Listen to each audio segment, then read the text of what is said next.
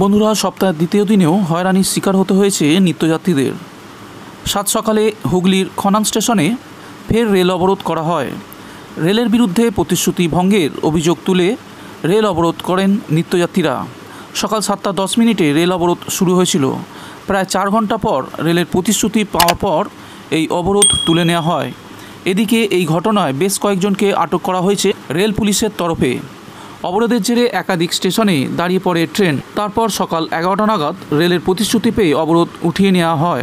Special ট্রেনের সংখ্যা বাড়ানোর দাবিতে সোমবার সকালে খনান, পান্ডুয়া ও তালান্ডু স্টেশনে রেল অবরোধ করা হয়েছিল।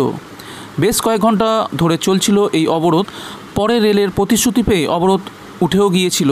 এদিকে রেল সেই প্রতিশ্রুতি রাখেনি বলে অভিযোগ নিত্যযাত্রীদের।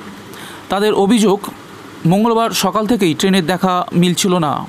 স্পেশাল ট্রেনের সংখ্যাও বাড়ানো হয়নি। তার জেরেই তারা মঙ্গলবার সকালে ফের রেল অবরোধ করতে বিক্ষোভ শুরু করেন। রেল লাইনের ওপর উঠেও বিক্ষোভ দেখানো হয়। রেল অবরোধের পাশাপাশি জিটি রোডেও অবরোধ শুরু করা হয়। পরে রেলের তরফে বুধবার থেকে স্পেশাল ট্রেনের সংখ্যা বাড়ানোর প্রতিশ্রুতি দেওয়ার পর অবরোধ উঠিয়ে নেওয়া হয়।